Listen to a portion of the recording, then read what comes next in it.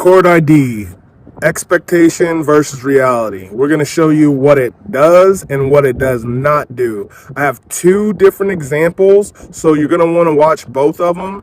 And then just keep in mind, this is for Silicon and Intel users' piece of information. Should you be updating to Logic Pro 12?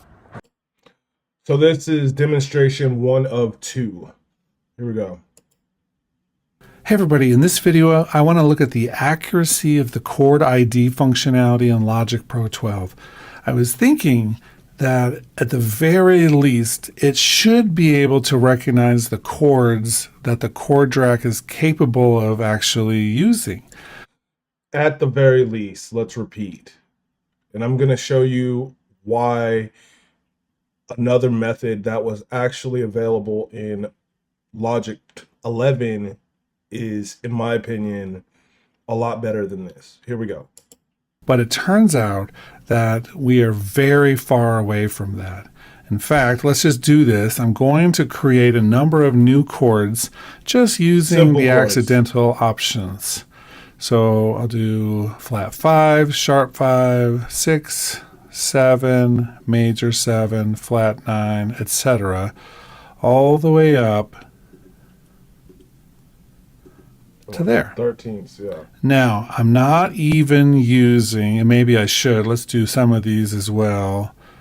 The minor, sus2, sus4, 5, augmented, diminished. Now, and so what we're looking at, okay, this is completely basic. You're looking at standard C, and then he threw some minors and some susses, augmented chords, diminished chords, right? This is about as simple as you can get as far as what AI and M-series chip and what should be capable of the Chord ID. So let's see where this goes. some of those are repeats. I'm just clicking on all the buttons. Let's rubber band these together. And I will use the join tool to create one long chord track. Now, because this is a chord track, I can drag this down and it will make all of the MIDI notes. Bingo. And this is a piano that I have assigned to it. I'm going to control click and let's do a bounce in place. I'm going to leave the source, make a new audio file and a new track. So we're going to start with audio, There we go. right? These sound what identical now, all of those chords. Let's drag this down to the next section. Now, what I was expecting was this to give us some of those same chords that we just created. I can click and drag this up to the chord track. It will do an analysis, and all of a sudden we learn the really dirty truth about this entire thing. The reality. Why do we have A minors, A sharp augmented, D's? Like, come on, bro. C major 7 is the first chord, which these are all C's. These are all C's. You got D's, A minors, everything in, like, is it that bad? Are you serious? Are you telling me I need to go buy a Silicon Mac for this to get this type of performance? Leave it in the comments. You know what I'm saying? It's a C chord. And then for the C flat 5, we have a D chord followed by a C chord in the middle. This is where it's crazy right here. There's a whole section here that I think it's just C7. This is getting nowhere to the same level of sophistication that we can. But check this out. We're about to do a straight up MIDI track. We started with audio, and okay, even though it should do a lot better than it's doing right now, it is analyzing audio. Give it some type of little bit of pass, but here comes MIDI. Analyzing MIDI. If you can't analyze MIDI, come on, bro. the actual chord track. Now, there was a part of me that thought, well, maybe if I'm playing my MIDI, then the MIDI would work. Let's do this thing where I export this as a MIDI file. There we go. Let's put it on my desktop so I can clutter that up. Amazing.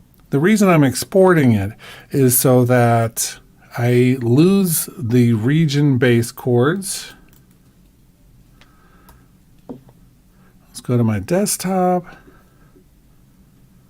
Chord test. I'll just drag this up into there.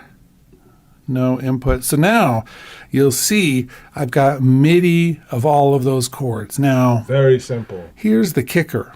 If I drag this up, you'll see it has to convert it to audio first, and then we get the same result, even though it would have been a lot more accurate to do an analysis of these notes. And that's exactly what I'm saying. Okay, so here's where I'm going to break into what was available in, and it still is available in 12. And I invite you to try this. This is something you're going to want to try. Instead of right here, as you see, you have this track with MIDI on it. When you're in your session player, and I keep reiterating this, when you're in your session player, turn off follow chord track. Turn that off. Now, you see track 1, chord test. Click that instrument and say follow chord test. In this situation, it would be track 1, chord test. Now the session players, if you're dealing with session players, it's going to follow the MIDI of this track, and it's going to ignore the chord track. For some reason, the chord track does not allow for rhythm or syncopation, which we're about to show in example number 2. We're really about to get into that.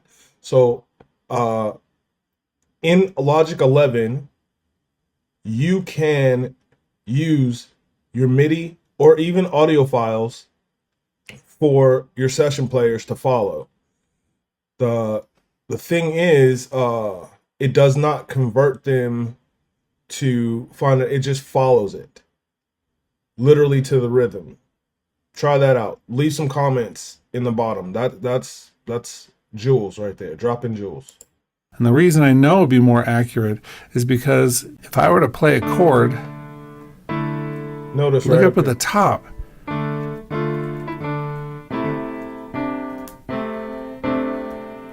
We have all of that stuff built in. It's just not using the MIDI analysis knowledge that it already has. It's doing something with just audio.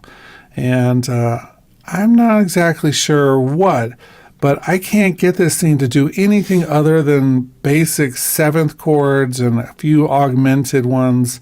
But anything more sophisticated with 9ths, 11ths, or whatever, it just can't do. It can't seem to figure it out. It doesn't seem to understand it. So when you're using this, the chord ID and the chord track, just realize what we're looking at is very simplistic analysis. It's not the expert theory, the machine that they told us it was going to be. In fact, I'm hoping that we'll get more and more sophisticated chord analysis in future versions.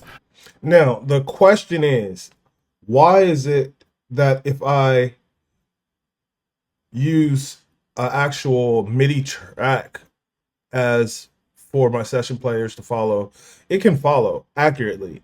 And I mean complex rhythms and like I wouldn't go crazy because it starts to get wonky. Like if you have if you take Kanye West piano like a piano solo and it's going crazy, your session players are going to sound a little funky, you know. But if you have a medium complexity, I would say, MIDI region, it's going to follow just fine, you know. But let's get over to example number 2. I'm using a clavinet sound, and what I want to do is test it see what it would sound like with this Chord ID. What Chord ID does is transform MIDI or audio to MIDI. Check this out. And it identifies the chord. So let's just go ahead and play what I have. This is the original.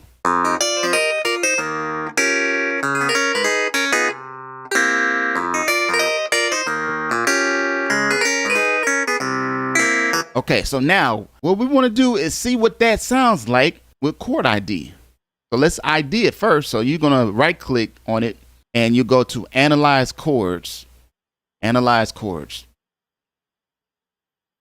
You're going to want to see this. I'm going to figure out what the chords are, which is dope. Okay, so you have these listed down here. Drag this into, see what it says, chord. If this is not here, you can hit the letter G. You can see the chords out here. All you have to do is drag it up to this chord track. So now you have this, right? So now let's take this chord track and drag it to another sound. But I'm going to use the same sound because I want to see how close it gets. Let's drag it to this other 70s clav, which is the same thing. And I can see already it looks different. So it didn't get the rhythm.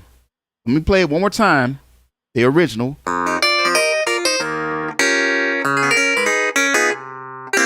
Let's play what Logic did.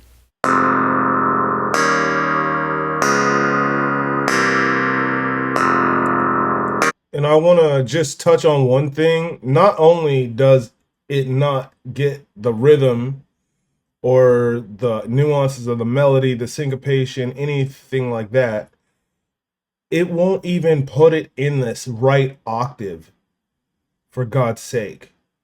Like, I mean, you just analyzed with a M series chip and Apple AI, you just analyzed my MIDI and you can't even put it in the right octave. These are just little pieces of things that are just irritating people, and myself included. But let's moving on.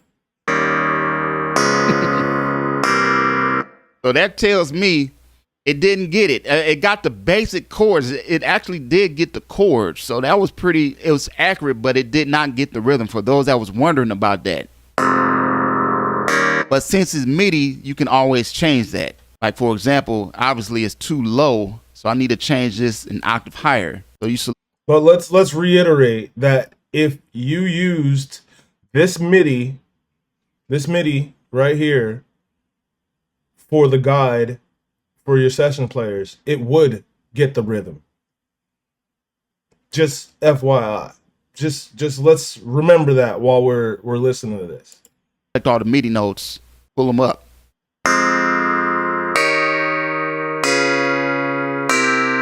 Would you call that a pass test or a fail test? Y'all let me know in the comments. There's use for that. To be honest, there is use for that. Because let's say I wanted kind of like backing sounds to go behind that clav and say I wanted horns.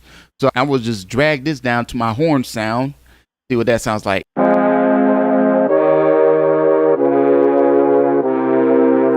Useful. So that's a cool little thing to use for like background sounds to fill it out some more.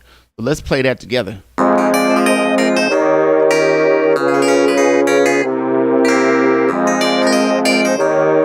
And while that doesn't sound bad, let me just get back again to 11.2. This is part of my workflow. Let's say I did have this melody and I guess you could call it a chord and melody structure up here. You got a session player following that. Let's say you got it playing freely or you got it playing broken chords, whatever it is. And now you need your counter melody or whatever you want to call it, like your ambient horn strings, whatever.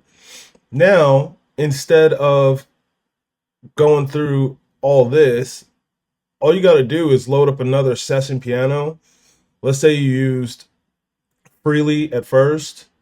Now use broken chords or block chords and tell the second session player to follow the first one. Turn off the chord follow and just tell it to follow the first session player. You're going to get something a lot more natural sounding and feeling, because you have a rhythm, and now you're having a session player react off of that rhythm that you created. It's like a layer cascading effect with the session players, and you're going to adjust those and all the parameters until you get it right. But it was a lot more creative and just a better result method just doing it in 11.2. You can still do it in 12, but they're really selling this flagship Chord ID as a reason for you to go spend some money and to introduce a bunch of bugs in your system. So that's what we're talking about. Like, is this a reason to upgrade or update? Either way you want to look at it. So that's not bad. All right, cool. Second test. I want to test it on more complex chords or cluster chords, because I've been seeing cats just use these basic little house chords or just pop chords. No, we want to see what it does with some chords. And this, I think, is going to be a cluster. I just pulled this from one of my MIDI packs from Very Sick MIDI. Link down below if you're interested. Here we go. And this is the wave version of it.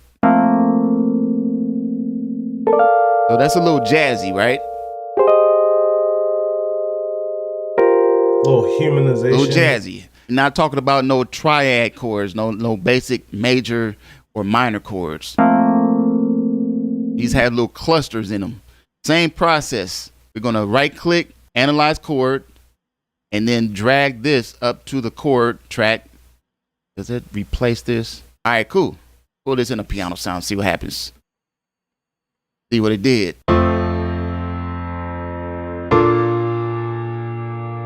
That ain't it. First of all, that ain't it.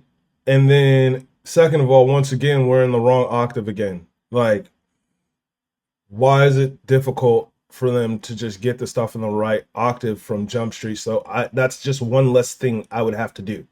Why? Getting irritated, bro. That ain't it. This is what it's supposed to sound like.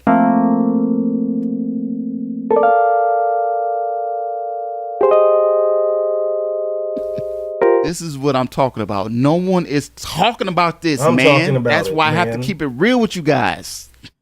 1000% real.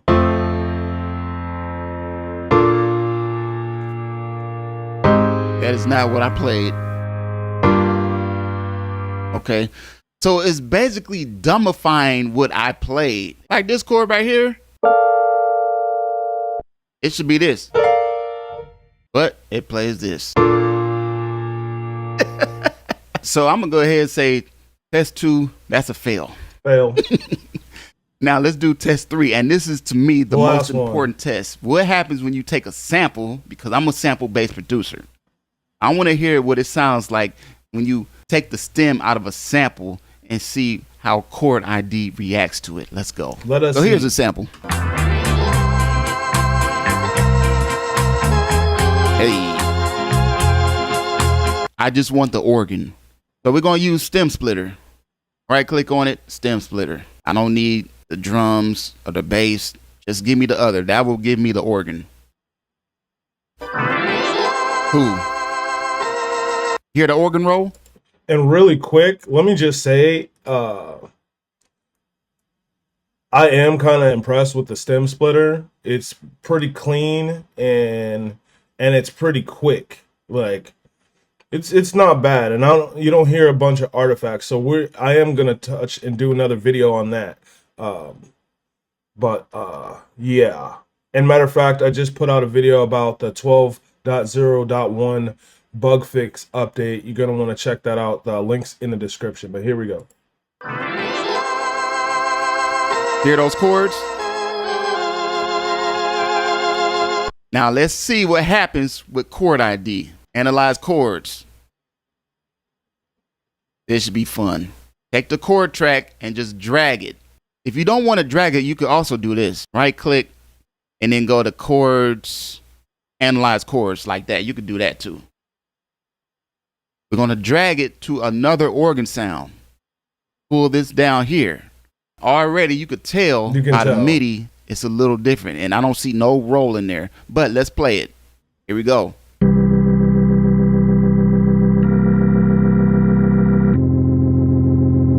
That was not even close. It's the chords, but it's not accurate at all. And it's the It's too wrong low. octave. It didn't get the roll in there at all. Or the little didn't get all that.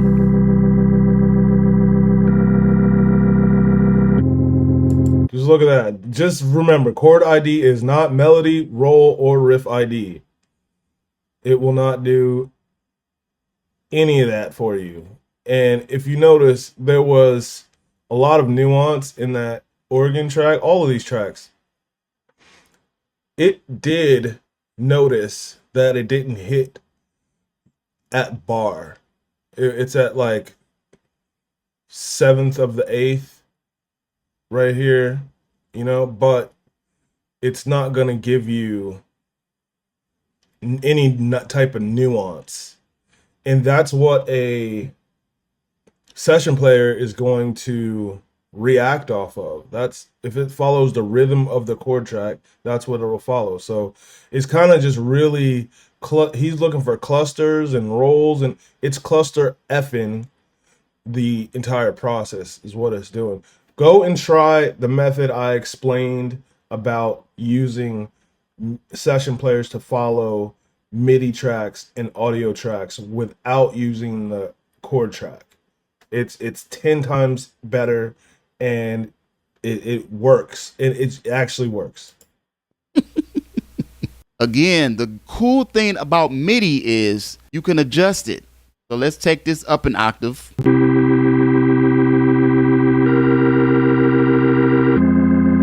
All right, so that's a little more accurate, but it did not get the roll. Didn't get the organ roll in there.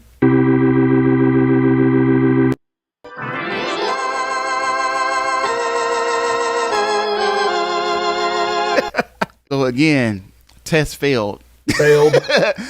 But it's still usable, man. Dun, dun, Is this worth upgrading? I would say still yes. Why? Because it's free. If you have Logic, you can look. Okay, now all due respect to my man Very 6 Beats right here. Shout out to him and the Logic Pro guy from the first one. But I think not. My verdict is garbage water. It is not a game changer for all the reasons I've just explained. I can do this a lot better in 11 and just with a different method. Like the whole analyzing is off. It's just not doing what it's supposed to do. There's still so many bugs in Logic 12 that I don't think at all it's worth updating at this moment. I think you're going to jack up your system. And if you want to check my bug fix update video, like I said, there's a lot of complaints, and that'll explain it to you. Let me know what you think in the comments. Are you buying a new computer for Chord ID if you're on Intel? And are you gonna clog up your system and jack up your workflow at this point, or are you just gonna wait if you're on Silicon? Are you gonna wait 3 months until 6 months until it's version 12.4, 12.6? Because what I see, there's gonna be a lot of versions. Let me know in the comments. Mikey Beats.